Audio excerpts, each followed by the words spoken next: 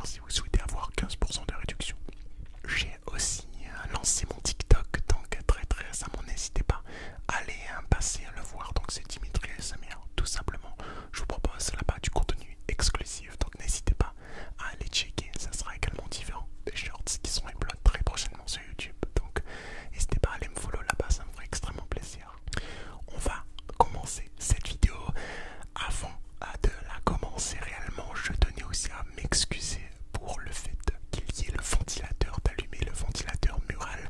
Vous commencez à être habitué, on est en plein été à La Réunion et il fait chaud de ouf, 42 comme vous avez pu le voir en story Instagram très récemment. Donc il fait tellement chaud qu'avec la lumière, avec tous les équipements allumés dans la pièce, sans ventilateur, c'est tout simplement impossible de réaliser la vidéo. Donc je vous en supplie, pardonnez-moi.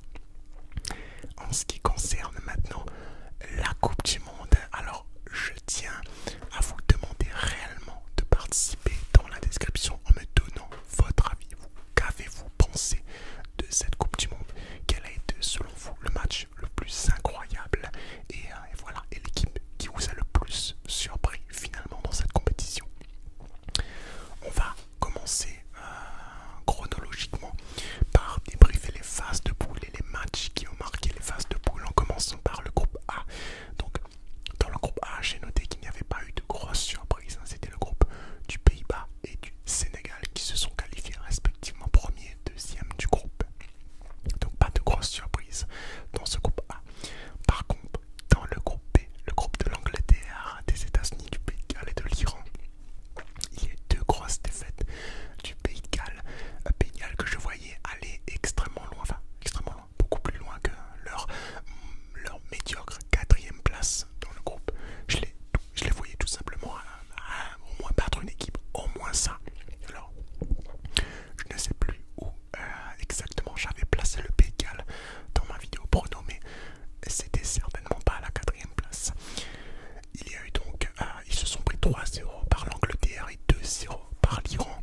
Et ils ont fait finalement match nul, un partout contre les États-Unis. Donc le Pays de Galles, grosse déception de ce groupe.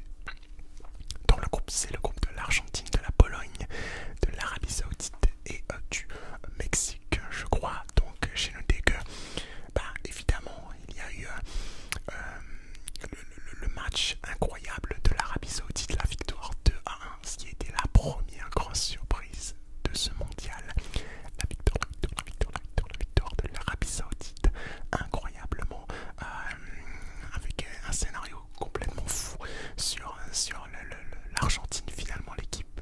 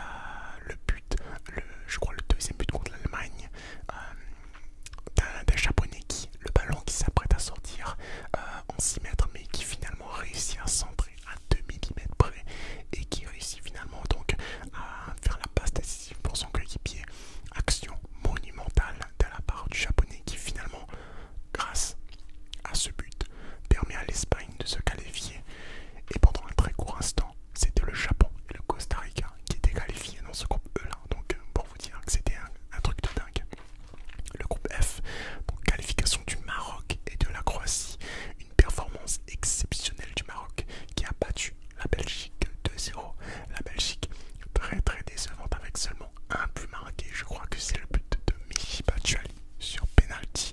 Donc le Belgique est désastreuse en termes de résultats pour le coup. Le groupe G, groupe du Brésil et de la Suisse qui ont été qualifiés. Là pour le coup encore, pas de grosses surprises à signaler. Dans le groupe H, qualification du Portugal et de la Corée du Sud. Et la Corée qui a battu le Portugal 2-1. Et finalement, la plus grosse surprise, c'est le fait que l'Uruguay et le Ghana soient sortis de ce groupe-là qui finalement était assez serré entre la Corée, l'Uruguay et le Ghana. Je voyais réellement l'Uruguay aller extrêmement loin dans ce mondial. Je les voyais aller en finale, pour ne pas vous cacher. Pour celles et ceux qui n'avaient pas fait ma vidéo prono. Mais pour le coup, grosse surprise de la part de la Corée du Sud. En ce qui concerne ensuite les huitièmes de finale, donc j'ai noté que le Japon avait fait un gros match face à la Croatie. Donc ils ont tapé la Croatie en huitième de finale. La Croatie qui s'est qualifiée à la suite d'une séance de tir au but qui a été, selon moi, ratée de la part des Japonais parce que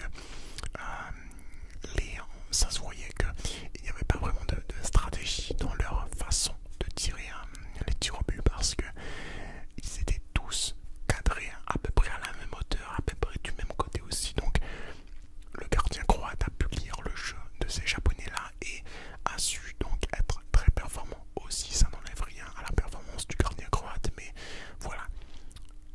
Là, dans ce match là, match que je n'ai pas vu, dans ce match là, j'aurais aimé voir le Japon se qualifier pour le coup. Ensuite, dans l'autre huitième de finale, donc Maroc-Espagne, donc un 0-0 dans ce match entre le Maroc et l'Espagne. Et finalement, le Maroc qui gagne. Le Maroc qui gagne au tir au but face à l'Espagne et Luis Enrique qui avait avoué avoir réalisé plus de 100 tirs au but en entraînement. S'est vu qualifié, s'est vu même être remplacé à la sélection de l'Espagne, à la sélection de la Roi pour le coup. Donc scénario invraisemblable des Espagnols qui ratent des tirs au but. Franchement, grosse perf du Maroc qui s'est qualifié donc en quart de finale.